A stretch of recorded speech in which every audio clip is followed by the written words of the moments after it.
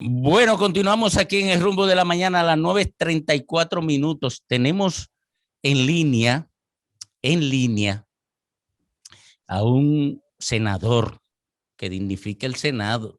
Sí, señor. Amigo de nosotros. No nos arrepentimos ni nos equivocamos.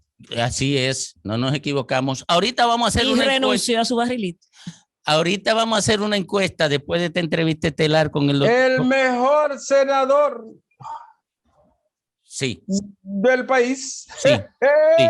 Después de esta entrevista con Antonio Taveras, vamos a hacer una encuesta. Ahora ha cogido como un aceite, Domingo. Un brillito. Puede coger un coger. aceite. Antonio ha cogido aceite. Lo llamábamos y cuando el teléfono iba a dar el primer timbrazo ya lo estaba abriendo. Sí.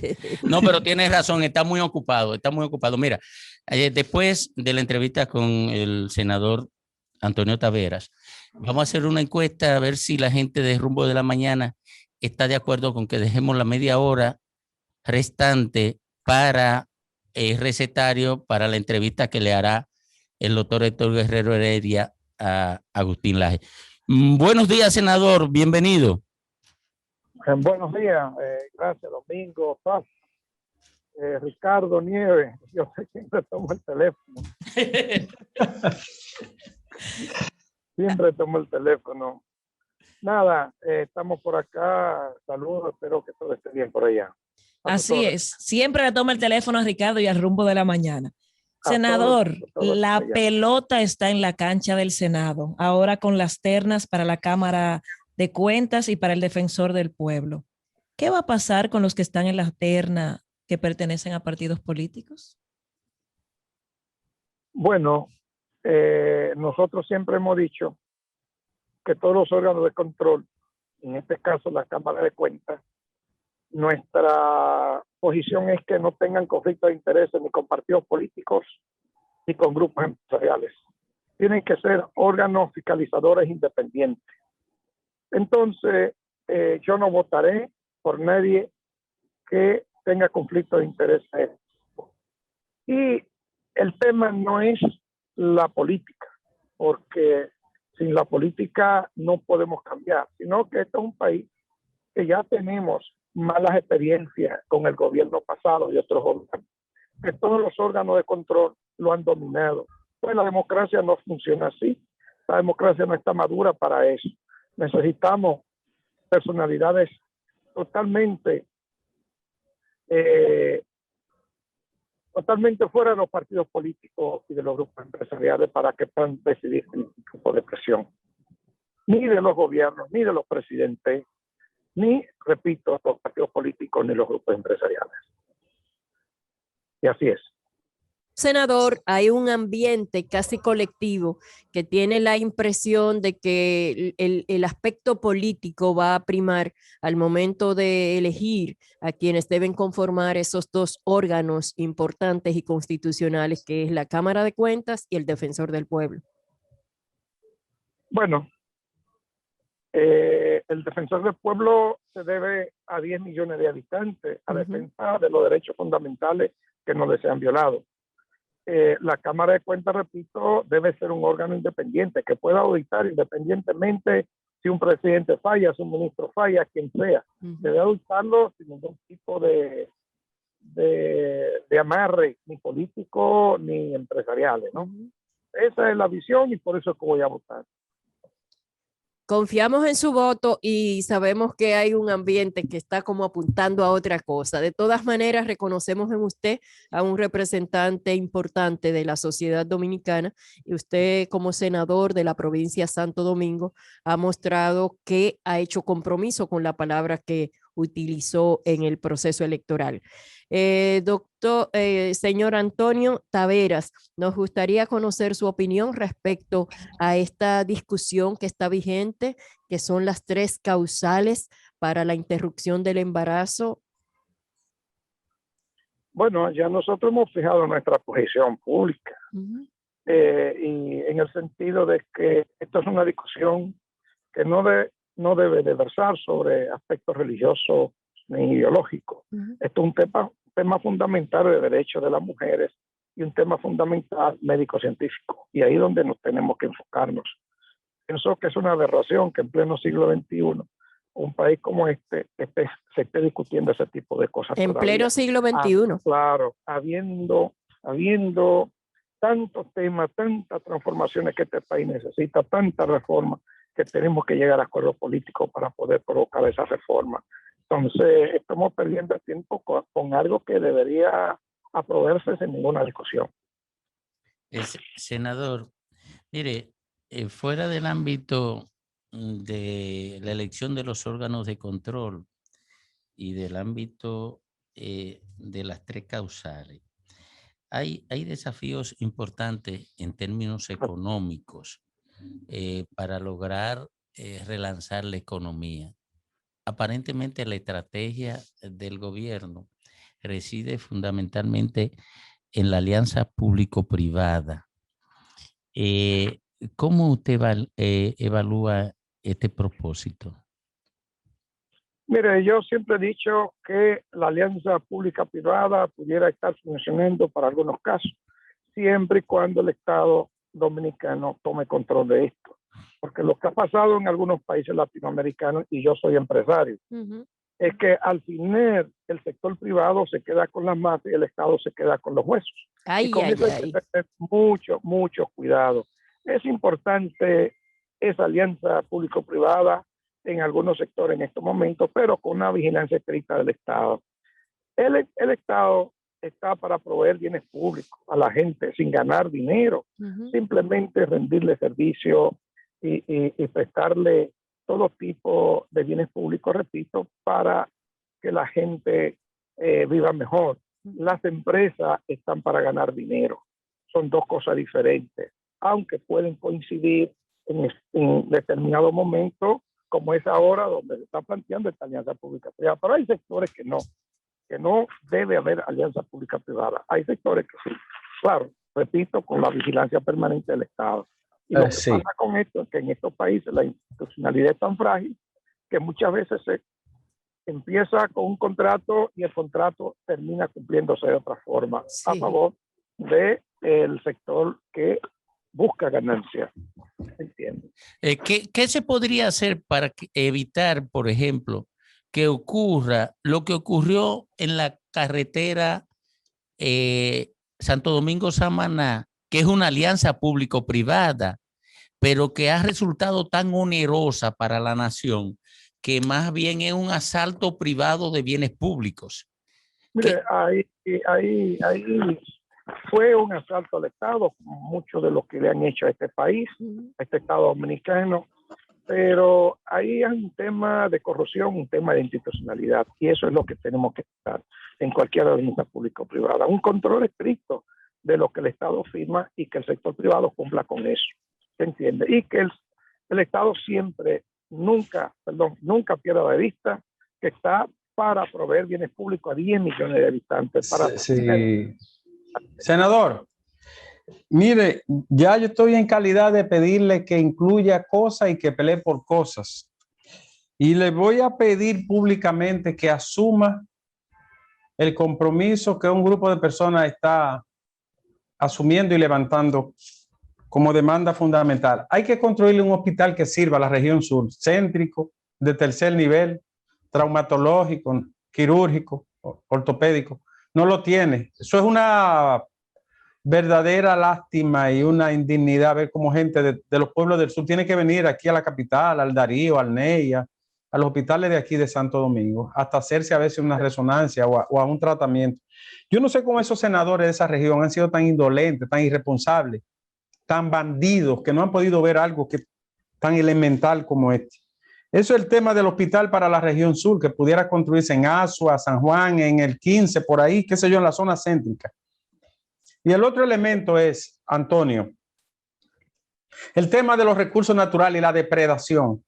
Óigame, ¿y sabe por qué le pedimos eso a usted? Porque sabemos que usted no es un hombre de pose, sino de postura. Y es indispensable que los legisladores de más conciencia y de más prestigio, y usted es uno de ellos, asuman el tema de la preservación del agua y las cuencas hidrográficas de este país, porque nos están jodiendo, Antonio. Cierto, mire, aquí necesariamente tiene que haber un pacto político en medio de esta grave crisis que nos ha traído la pandemia. Un pacto político para reformas específicas. Si ese pacto político no se da, aquí no podrá haber reforma. No podrá haber reforma sin un pacto político. Aquí el tema de la fiscalidad tenemos que resolverlo. Aquí el tema de salud tenemos que resolverlo. Aquí los centros de atención primaria tienen que entrar sí o sí. El 80%, y usted es médico, de las enfermedades de este pueblo se pudieran estar resolviendo en los centros de atención primaria. Y eso tiene que entrar. Mire, el tema medioambiental es fundamental para una isla y nosotros somos una isla. Entonces, el agua es fundamental. El agua no puede estar en alianza público-privada, el agua no se puede privatizar. Necesitamos una ley de agua que preserve los recursos naturales, que preserve los ríos, que preserve toda la fuente acuífera, ¿no? Que la minería no nos la dañe. Entonces, nosotros estamos comprometidos con eso. Somos un senador de la provincia, pero somos un senador de este país y representamos los intereses de 10 millones de habitantes. Pero repito, aquí hay que hacer grandes reformas, sí o sí, ya. Y para esa reforma necesariamente tiene que haber un pacto político y social de cara a la población. Senador, si cuando uno escucha al presidente Luis Abinader, parece indicar que este va a ser un cuatrenio muy movido a nivel de reformas y de proyectos de leyes, el proyecto de referéndum, la misma ley municipal, la de compras y contrataciones, y en algún momento hasta se ha planteado una reforma a la Constitución justamente para darle independencia a todo el tema judicial. Pero con las tres causales, el mismo presidente ha dicho, bueno, como que no puedo bajar línea.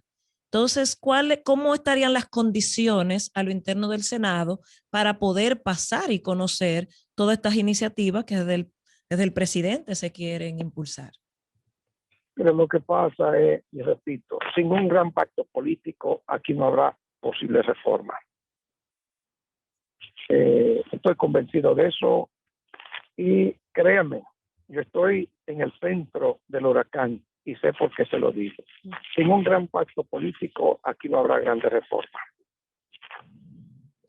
Eso hay que provocarlo, eso hay que hacerlo. Senador, ¿y a quién correspondería hacer la convocatoria de ese pacto político? Y, en definitiva, ¿cuáles tendrían que ser los temas puntuales para el debate, por un lado? Y por el otro, y perdone que le tome el tiempo, usted fue uno de los primeros senadores de dos que renunció al barrilito. Sin embargo, sigue ahí el barrilito y la mayoría de sus colegas lo recibe mes por mes. ¿Qué hacer frente a eso con una ciudad, una sociedad que ha demandado cambios importantes en la institucionalidad dominicana? Bueno, precisamente nosotros estamos pidiendo en el Senado una gran transformación institucional administrativa. El Senado tiene que darse una gran transformación institucional porque no es posible que el Senado siga saliendo en los últimos lugares de diferentes encuestas en términos de apreciación negativa. Así es. En el Senado se trabaja mucho. Los que estamos ahí trabajamos mucho. Yo trabajo sin cesar. Sí. Es difícil. Uno a veces cuantificar el tiempo que en mi caso yo le estoy dedicando a esta función pública que este pueblo me ha dado. En el otro caso que usted me preguntó, ¿cuál fue? Sí, que cuáles serían los temas puntuales en la discusión de un pacto político. Mire, aquí hay que provocar una reforma constitucional precisamente para que el Ministerio Público independiente sea posible. Aquí hay que reformar el Código de Trabajo. Aquí hay que reformar la ley de salud, la ley de seguridad social y de pensiones. Eso no aguanta más. ¿Entiende? Aquí hay que también implementar algunos mecanismos como el referendo revocatorio para algunas funciones, no para el presidente en este caso, porque creo que no estamos preparados, pero para algunas funciones sí. Pido referendo revocatorio para el de norte de La Vega. Creo que el presidente Luis Abinader está en eso, tiene todas las buenas intenciones y en medio de esta crisis creo que vamos a impulsar esa reforma. Pero repito, sin un pacto político y social eso no va a ser posible. Senador, ¿pudiésemos estar esperando de usted? La reforma de los mercados. Esto es una economía muy concentrada, ¿se entiende? Y la reforma fiscal tiene que ser mediante un pacto político también. Y una reforma fiscal donde la gente humilde no vaya a pagar las crisis que estamos viviendo, ¿me entiende? En los años 90, la gran reforma fiscal y se hizo y afectó mucho a sectores muy vulnerables, muchos ajustes estructurales. Los años 90, que si bien dieron resultados para el crecimiento de la economía, pues para el desarrollo de la gente fue fatal. Senador, usted fue una de las primeras voces en procurar que la Cámara de Cuentas, en torno a tantos ruidos que había, fueran interpelados. ¿Pudiésemos estar esperando que otros ministros, otros ministerios también que surgen ruidos, como ya pasó con el Ministerio justamente de Salud en su momento, ustedes asuman ese rol de interpelación, de emplazar, de investigar lo que está pasando en algunas instituciones? Oh, muy bien, claro. Nosotros hemos pasado 2 resoluciones. Una resolución primera era llamando a los ministros a que presenten auditoría al Senado como órgano fiscalizador. Luego pasamos recientemente otra resolución invitando a todos los ministros a pasar por el Senado uno a uno para que expliquen al Senado y de cara a la población qué encontraron al momento en términos financieros, qué encontraron al momento de tomar posesión de sus diferentes ministerios. Eso lo vamos a estar haciendo después de Semana Santa. Cada semana un ministro irá al Senado a explicarle a este país qué encontró en su institución. Eso es importante, eso es inédito, porque a veces los expedientes se depositan, la justicia tiene mucho trabajo y un proceso que son prácticamente secretos. Pero esta población se merece saber qué pasó con la depredación de este país, de este Estado, en los años en que el PLD estuvo gobernando. Y eso lo vamos a empezar a saber después de Semana Santa, fruto de una resolución que nosotros sometimos. Muy bien. Y fue aprobado por el Pleno del Senado. Muy bien, muy bien. Gracias, senador. Muchísimas gracias por compartir. Gracias, senador. Gracias. Y gracias desde aquí le grito por renunciar al barrilito. Gracias.